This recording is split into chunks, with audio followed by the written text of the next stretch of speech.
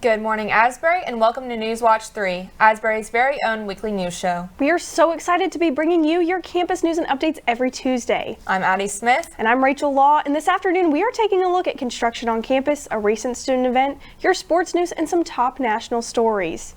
As the spring semester begins, the construction on the Student Center continues. Delays have extended the initial opening, leaving many students with questions. Rachel went out to find out more about what students are doing without the STUS in today's top story.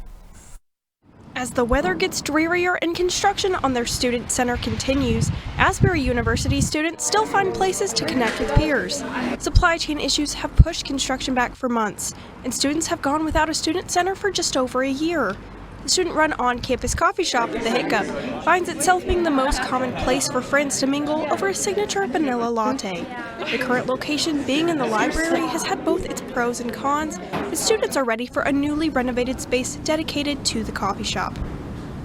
This is where I normally hang out because the STUS isn't open. I hang out right on this couch, right next to The Hiccup, because it's kind of out of the way of everything, but then it's so close and I can see all my friends as they come up the stairs. And just say hey, but still get work done.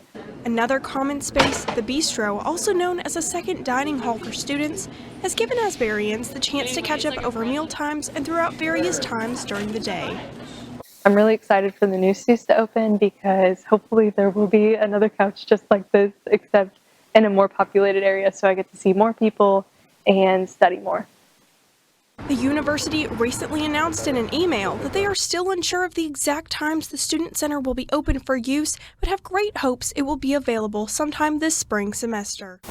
I'm standing outside the newly renovated Student Center. While they're still a bit in the works, they have taken down the large fences, added some new sidewalks, and students are able to get a closer look at what is to come this spring semester. In Wilmore, I'm Rachel Law with Newswatch3. The dedication has been recently set for March 3rd when students will hopefully have full access to the building. The building will host the new Hiccup, SIPO, and Eagle Outlet, as well as giving students back the iconic hangout spot. The Student Center is not the only thing that is under construction on campus. The hum of construction can be heard all over campus, ranging all the way up near West Main Street in Windsor Manor. Crews recently broke ground for the new multi-million-dollar track complex that will help the addition of the track team next fall. The location of the complex will be by the Loose Physical Activity Center, where the old tennis courts were located. Now, instead of clean court lines, there are piles of rubble, overturned porta potties, and machinery everywhere. This development has displaced the tennis team during their spring season. For now, they have been full-time moved to a tennis center in Lexington for their practices and matches. As the construction continues for the track facility, both teams will be awaiting their new homes. One of SAC's recent campus events took over a popular spot on campus. Our live reporter Spencer Harvey is currently in the library, which may have looked a little different on Friday night. Hey, Spencer. Thanks, guys. The peaceful library you see behind me right now was non-existent this past Friday. Instead, it was a battlefield. The SAC members hosted a laser tag event on the top floor of Kinlaw Library. The quiet section behind me wasn't just used for studying during the chaotic night. Instead, this place was filled with black lights and obstacles everywhere. The tournament hosted teams of 5, and the matches were each 5 minutes long. There was a total of 24 teams competing at this event, and the winning team was Andrew Bob, so congrats to you guys. This has become a regular SEC event, with the last event in the camera of 2022. This was just many of the events the SEC hosts to get students involved on campus. Asbury students, put your dancing shoes on because the next SEC event is February 8th and it'll be a dance. So hopefully we see you guys there. Back to you guys. Thanks, Spencer. SAC has a lot of events throughout the rest of the semester, so keep an eye on your email for their latest student activity. From an honorary basketball game to a dedicated delivery driver walking onto the court, there is so much going on in the sporting world right now. Let's turn it over to our sports reporter, Asa Callow, for the updates. Asa? Thanks, Addie. The Asbury men's basketball team secured their 14th win of the season on Saturday.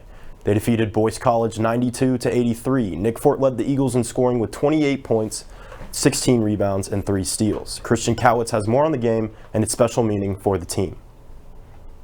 In late January, the Asbury basketball team typically turns their focus to the postseason, but this past weekend, they focused on something more special. In 2015, we had a son that passed away.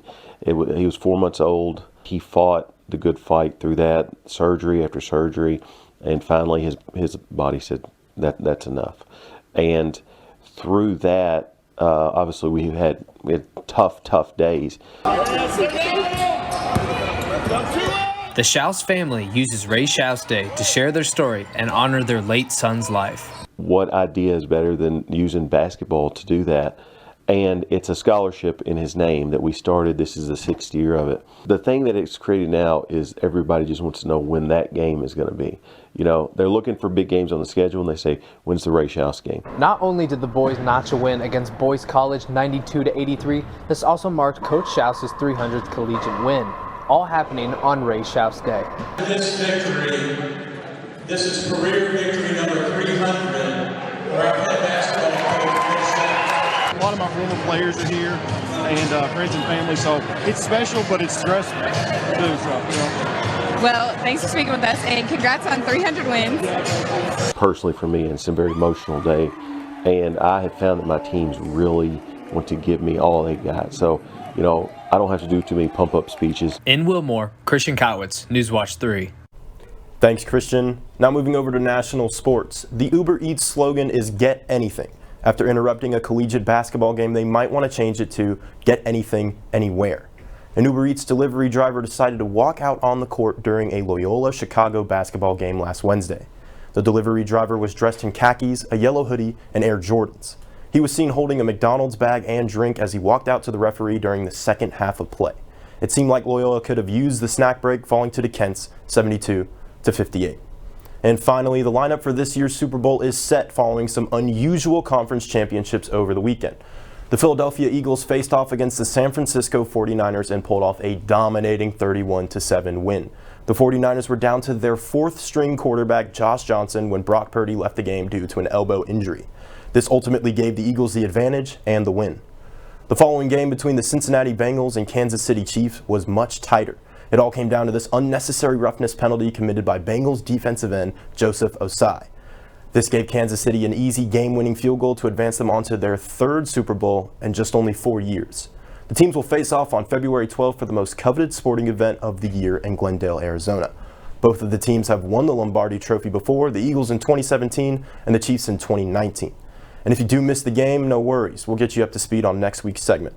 Well, that's all the sports that I have for you today. Rachel? Thanks, Asa, for the sports update. Now turning over to national news. One of the top stories surrounds the recent death of 29-year-old Tyree Nichols. Weekend protests continue following the release of the video showing the violent Memphis police beating that led to the death of Nichols. Demonstrators are calling for justice while Nichols' family attorney is pushing for the president and Congress to pass federal police reform. CNN's Isabel Rosales has the latest. All of these officers failed their oath. Look at that video. Was anybody trying to protect and serve Tyree Nichols? Backlash continues across the country after the disturbing videos of the January 7th encounter were released on Friday, showing Memphis police officers beating Tyree Nichols, who died 3 days later. 5 of the officers involved, who are also black, were fired and charged in Nichols' death. The Memphis police chief has also permanently disbanded the Scorpion unit the officers were a part of, citing a cloud of dishonor. I'd like to see a return to the old community-oriented policing, where the neighborhoods know the policemen. Meanwhile, Nichols' family attorney Ben Crump says he believes all the officers will be convicted and more needs to be done.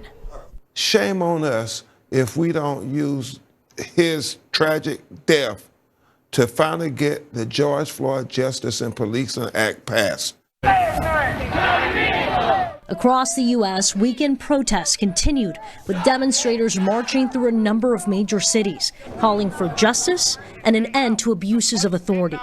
We got swift justice in this case. We're not anti-police. We're anti-bad police, and this sets the precedence of what we need to see in communities going forward.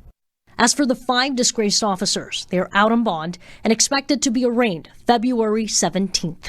I'm Isabel Rosales reporting. Gathering in Memphis tomorrow at 10:30 for Nichols' funeral. The incredibly popular social media app TikTok is facing a review about their app security. The House Energy and Commerce Committee wants to hear from TikTok's CEO himself. Shouzi Chu is set to testify before the panel in March. He expected to answer questions about TikTok's privacy and data security practices, its impact on young users, and its relationship to the Chinese Communist Party. TikTok didn't immediately respond to the request for a comment. The high-profile hearing highlights the rising political risk for TikTok as its negotiations with the U.S. on national security deal continue to drag on. U.S. officials worry that China could use its law to pressure TikTok on parent company ByteDance to hand over U.S. user data for intelligence or disinformation purposes. The platform has been banned on all U.S. government official devices, and more than half of the states in the U.S. have taken similar measures. While COVID is still present globally, for many, normal life has resumed. Students are back in classrooms, but now we may be seeing some of the consequences from that time online. A new study suggests school-aged children worldwide lost out on more than a third of a year's worth of learning when COVID-19 caused schools to close. Researchers looked at data from 42 studies on learning progress during the pandemic in 15 different countries. Most of the studies were done from high and middle income countries and a few from low income ones. They found that learning deficits due to school closures were, quote, particularly pronounced from children from low socioeconomic backgrounds. The author said students have still not recovered from the setbacks and suggests that school districts take steps to add tutoring and learning time, such as summer programs or longer school years, in an effort to get them back on track. The paper was published Monday in the journal Nature Human Behavior. As many people know, sometimes it takes a while to get the perfect selfie. A bear in Colorado bared it all about 400 times on a trail camera just to get that perfect picture. CNN's Gene Moose takes a look at all the photos. Might as well just grin and bear it. The bear selfie has arrived, with one bear in Boulder, Colorado, seemingly taking his cue from Madonna. Normally, the city of Boulder Open Space and Mountain Parks trail cams